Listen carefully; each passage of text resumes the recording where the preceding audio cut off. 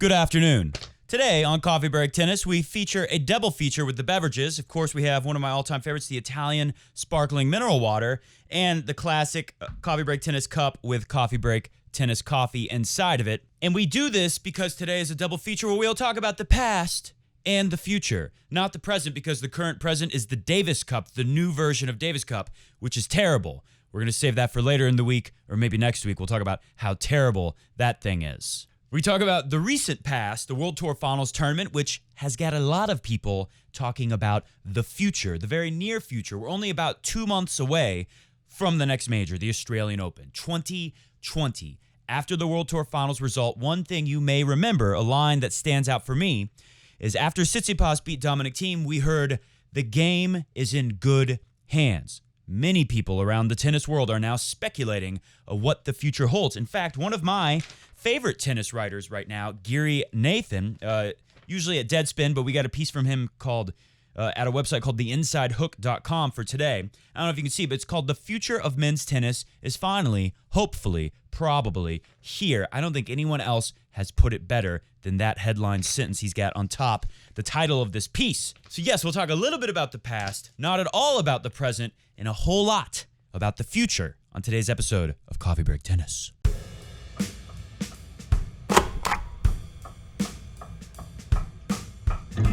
Today on Coffee Break Tennis, well, I just said what we're going to talk about, but a few other things. Of course, I will make my excuses for why Roger Federer lost to Steph Tsitsipas and how I could have gotten it wrong on the Patron. Thank God it was only on the Patron Saint Podcast, and not quite as many people heard me predict Federer was going to win 6-4, 6-4. Why did I say that? He lost 6-3, 6-4. Imagine how I felt on that day. We'll talk about Sasha Zverev continuing to disappoint. We'll talk about the future, of course, all about the future on today's show. Some stuff I've heard, speculation about Federer is going to retire in 2020, and some quotes we actually have from Roger Federer regarding when he's going to retire. He spoke on it very briefly, as usual. We'll talk about that. And at the end of the show, I think we owe Novak Djokovic and his Joker Face fans a little shout out for the decade of dominance. It's almost over. We're going into 2020.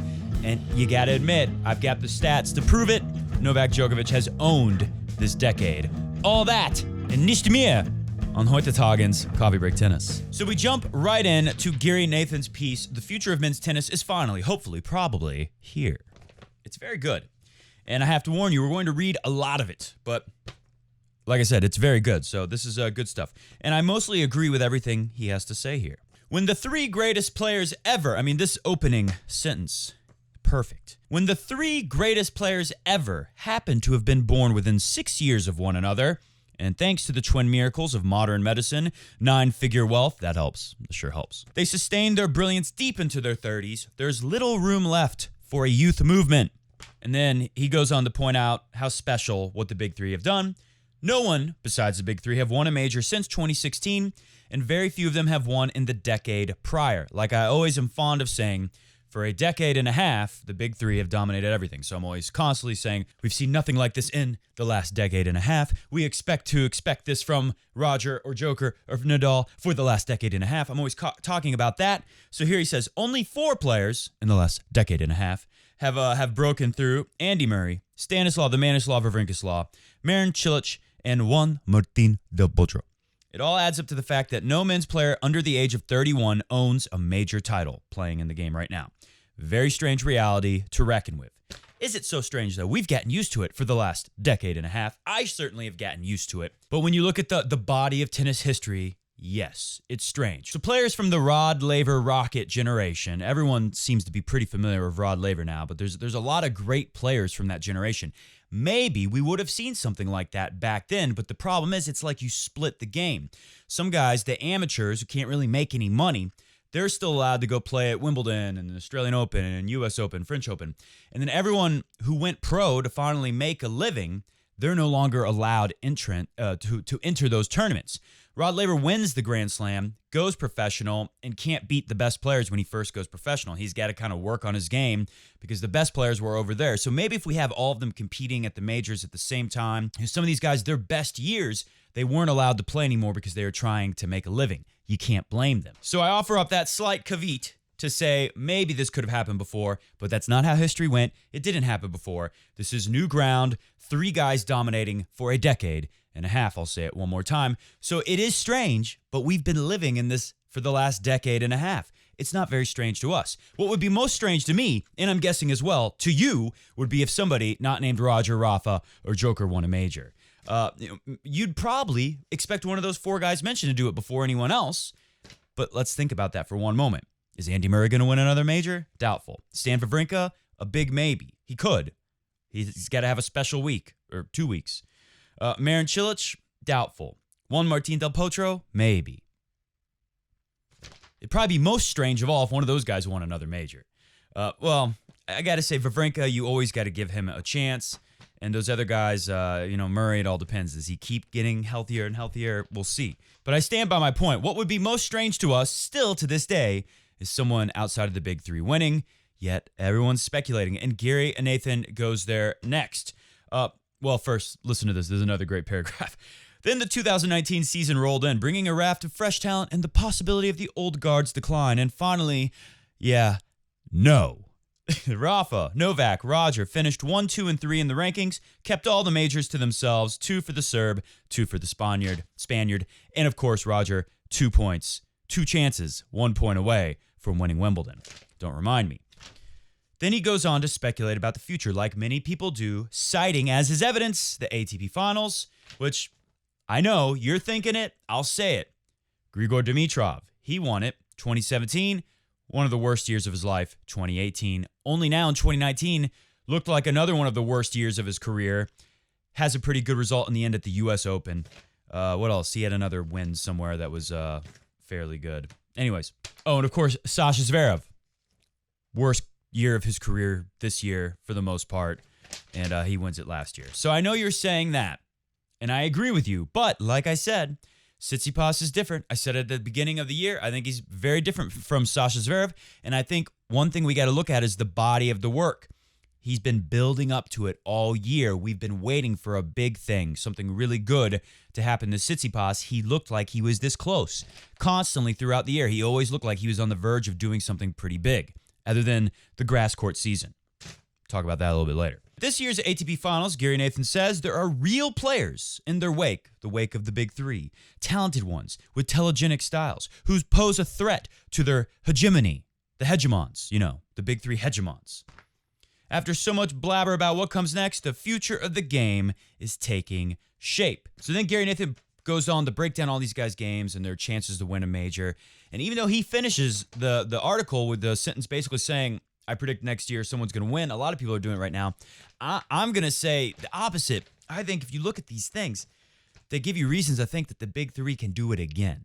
That one, it'll be hard this time maybe, but it's still very possible to me. I think one of them could do it. I like Tsitsipas. I always have, but I still am going to pick the big 3 guys over him in all the majors. Let's start with Stefanos Tsitsipas, who won the ATP Finals on Sunday. With a one-handed backhand, a big forehand, a clear appetite for net play, the young Greek bears a superficial resemblance to Federer, and his freewheeling style offers similar joys. Then he points out, and let's not forget, it's a big deal. Tsitsipas wins the Next Gen Finals last year, then wins the ATP Finals. Imagine if Jannik Sinner did that, who just won. And I really like Jannik Sinner. At some point in this article, he talks about Sasha Zverev and compares him to Tomas Berdych. Quick shout out to the Birdman. We're going to miss the Birdman. The Birdman has retired, so put that out there really quick. A great career. We've really enjoyed watching him. If one big regret from the Birdman's career, we wish he could have beat Nadal in the Wimbledon final, 2011, I think that was. So big shout out to the Birdman. Anyway, he compares Sasha Zverev to the Birdman with the big forehand, the very clean ball striking, easy power, big serve, that kind of stuff. Jannik Sinner, very similar. One big difference, reason why I like this guy is he loves to move forwards. He loves to take balls earlier off the ground. He loves to go to the net and finish. So I give him a big shot. Imagine, he just won. Imagine if he wins the ATP Finals next year. How crazy would that be, right? Well, Tsitsipas just did it. A little different. Tsitsipas a little older. Sinner's still, I think he's 18. Tsitsipas is, I think he's 21 now. Anyways, he goes on to point out that Tsitsipas did that, a big accomplishment.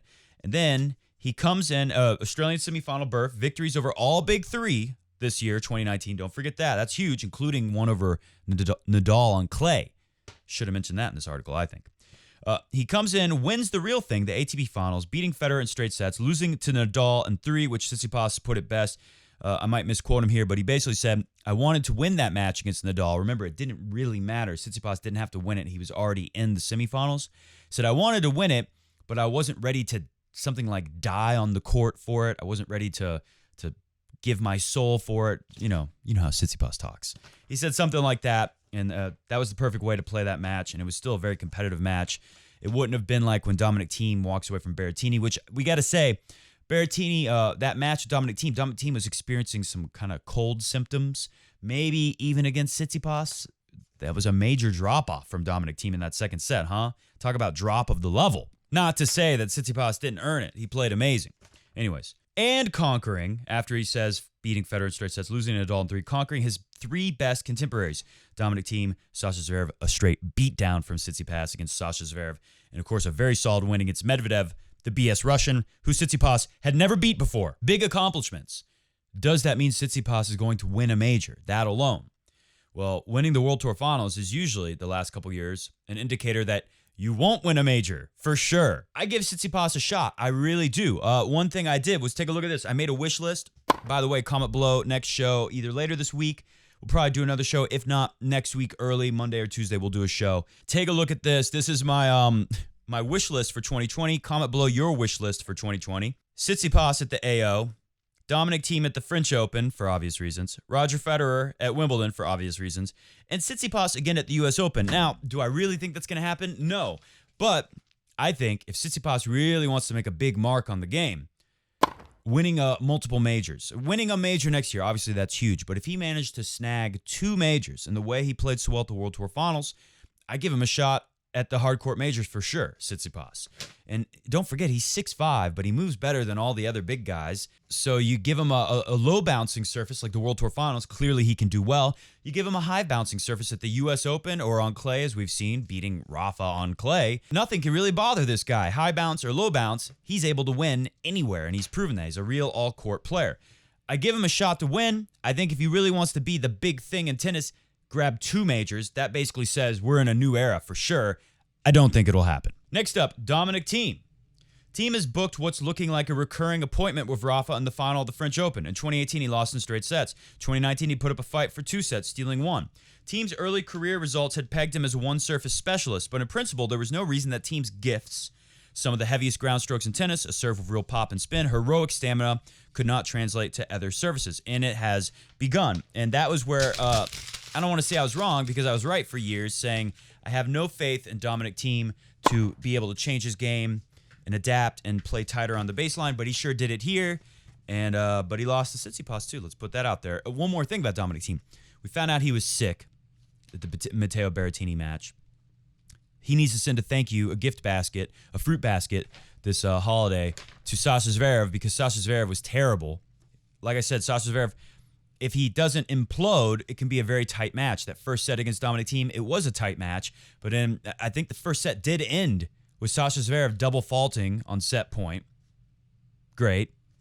And he threw in some more double faults and just bad play in general in the second set. Dominic Thiem was not feeling well then. It looked like he was fine in the final, but who knows, that letdown in the second set. And another thing about Dominic Thiem, he just broke up with Kiki Mladenovic, his girlfriend. Did you know that? During the World Tour Finals, is the rumor. The ATP Finals. They changed the name. Why would they change the name? It used to be WTF. Why would you change a thing like that? It's begun. He's found comfort on the hard courts. Perhaps best seen as the upset of Federer in the final Indian Wells this March. Let me point out, Gary Nathan, Indian Wells is the only hard court that's very similar to clay. It's basically clay. The reason why Rafa does so well there and has never won in Miami. This has forced me to reframe who he might be as a player. His loss in the final notwithstanding, Thiem had arguably the most impressive week of anyone in the ATP Finals, racking up convincing wins over Djokovic and Federer. If he enters 2020 as a real hardcourt threat, he enters 2020 as real of a hardcourt threat as anyone alive and remains the closest thing to a nemesis to Rafa on clay. So there you go. Dominic Thiem. Do you think he's going to win a hardcourt major? I give him a shot. I give him a real shot, but I don't know. Do you want to, as I'm so fond of saying, do you want to bet your house on it, or your car, or your Vespa, Berrettini? I don't think so. And then the other thing he says here, it remains the closest thing to a nemesis to Rafa on clay. Do you think Dominic Thiem? Obviously, my wish list, I hope for it. But do I think it? Do I bet the house? Do I bet La Casa on it? No. Sasha Zverev. Zverev has been a top 10 fixture who's won a bushel of big events, but is disappointed at the majors, which is variously attributed to stamina issues or a brittle and disinterested mind. What a burn from Gary Nathan right there. Whew. Whatever the underlying issue, he still has a lot to prove, which is odd to say of a player who has been number 3 in the world. Is still the consensus among pundits. Is he going to win a major? No. So here we are. Maybe Dominic Thiem can break through the French Open, but none of us are comfortable saying that. Maybe Dominic Thiem is overdue for a big win on a hard court major. But again, after all those best of 5 matches, my big thing about Dominic Thiem, although we saw him willing to play different at the ATP Finals, if he can really hone in on that, I give him a shot. But usually what we see is it's really hard to play like Dominic Thiem, and the guy wears himself out. So a big maybe there. I don't think so. If I had to pick one player to win a major of this bunch, it would be the 23-year-old Danny Medvedev, who had a quiet showing at ATP Finals, but has fashioned a playing style that can beat any and everyone. Hits a highly unorthodox flat ball, difficult for opponents to exploit, bides his time masterfully, diligently probing for openings with full confidence that he has the consistency and the legs to grind through 4-hour odysseys. Yeah, we got to give Medvedev a shot next year, but where is it going to happen? It's not going to happen at Wimbledon. For Federer fans, this is a great thing. None of these guys are very good on grass yet. They're all very uncomfortable on grass is what we've seen so far. And unless Djokovic gets things going and is feeling great, we heard the elbow may have been bothering him. Same with Nadal. Federer still, in my mind, is the best chance to win Wimbledon if he's just playing somewhere near his best. You know, just a little better than his average grass court game. Roger Federer is going to win. None of these guys is going to beat him at Wimbledon, I don't think. I don't give any of them a chance. It's grass, it's slow now, but it still is just a very different bounce and overall feel. The movement, Federer moves more comfortably on grass than any of these guys. Djokovic obviously moves very comfortably on the grass as well. So back to this, where is Danny Medvedev going to win at? Is he going to win it at the French Open? Well, he was pretty good on clay this year. I give him a shot to win the U.S. Open next year. That would probably be his best chance, I'd have to say, because of the higher bounce. Clearly here on the faster, lower bounce surface, it's not the best place for him. No surprise, the way he plays, always staying back so far. I think the reason why he didn't do well at the ATP Finals, even though he had a lot of great moments, is he's just surrendering too much ground, and he's so used to playing all these homogenized, medium-slow surfaces where it's always working for him. Just like when you saw Federer beat him in Miami, he's given up too much ground, and when he tried to move in, it was just a little different from what he's so used to and not going to be his forte unless he plays more regularly like that. But where do you do that? Like I said, all the courts are medium slow. You don't get a lot of chances to work on your game on a faster court. Gary Nathan finishes this excellent article, and we're about to finish the show because we don't have much more time. We'll do one thing after this. He was saying, don't lose sight of Berrettini, the 20-year-old who bludgeoning serve and forehand. Consider the ever-present, increasingly nauseating question of whether Nick Kyrgios, a touchy genius of aces and pure feel, might begin to care about winning tennis matches. Look out for the Canadians, Felix Auger and Denis Chapeau. El Chapeau, a pair of Canadian prodigies. Put it all together, factor in the march of time, something has to give. And here is the final sentence in this excellent piece from Gary Nathan today. Here's a sentence I have hovered around for a long time and can finally put to paper with a straight face. A man in his 20s will win a Grand Slam tennis tournament next year. 2020. He put it all on the line. He bet his house. Gary Nathan just bet his Vespa. Comment below. Are you willing to bet the Vespa or the house on somebody in their 20s winning next year? I'm not. I'm open to the idea of it could happen. If I got to pick someone, I'm going to say Tsitsipas at the Australian Open, like on my wish list. The World Tour Finals, don't forget, I also like Federer at the Australian Open. The World Tour Finals, the tournament in Switzerland where Federer has done so well, Basel, and now the Australian Open. They're all made by the same company, these courts. This is a new deal at the Australian Open. These courts are going to remain to be faster and lower, and they're going to be more like the World Tour Finals in Basel, Switzerland, where Federer was incredible. Obviously, he didn't play as high a quality of players. So I like Tsitsipas' chances. I like Dominic Thiem. If he goes in with the same mindset, they're going to play on the same court, basically, with hotter, faster conditions. I really like Federer when I say it like that, even faster. So Tsitsipas, I give him a shot at the Australian Open. I give none of them a shot at Wimbledon. I give only Dominic Thiem a shot at the French Open, and you got to rely on Dominic Thiem has to keep playing as good, if not better, and Nadal needs to be a little bit injured or just under-practiced, as we thought maybe could have been the case in 2019. Nadal not having his usual dominance early on in the clay season because he didn't get the practice. Maybe something like that happens in 2020 to a more severe an extent. Maybe he's a little older, his knees are a little more banged up. Something like that has to give for Dominic Thiem to win, in my opinion. Is that going to happen? You better believe Rafa Nadal will do everything in his power to make sure it doesn't happen, and he's got quite a team around him. So I don't see a real breakthrough at the French Open. I already talked about Wimbledon. I like Federer or Djokovic to do it again there for sure next year. And then the U.S. Open, I'll give all these guys a shot. It's a slower, high bouncing, hard court. Dominic Thiem, Medvedev, maybe even Sasha Zverev. I don't give him a chance, but maybe one of those guys. Again, it's the end of the year, the U.S. Open, so a lot of the big three maybe a little tired after a long year. I give them chances. I don't want to bet anything. I don't even want to bet this freaking coffee mug on one of those guys winning next year. All right, last thing, and then we got some more stuff in here. We'll save it for the next show. I'm not sure yet if we'll do a show. Maybe we'll do one just for the Patron Saints. By the way, quick comment from new patron saint, Pedro Marin. He says, I wanted Fedal so much. I want to say one thing really quick about that match, Federer and Tsitsipas. If it would have been Nadal, I think Federer wins, or at least plays better. Because Federer, you see him against Djokovic, one unforced error in one set, pure aggression, going for everything. Paul Annacone put it best. Federer against Seth Tsitsipas, he went out there just thinking, I'm the better player. I just need to be more solid than Tsitsipas. I just need to put the ball in play and let him make the mistakes. They're definitely going to come. And I felt the same way as Federer. I thought Federer plays anywhere near how he played against Djokovic. Doesn't have to play that good. Just serves nearly as good and is solid.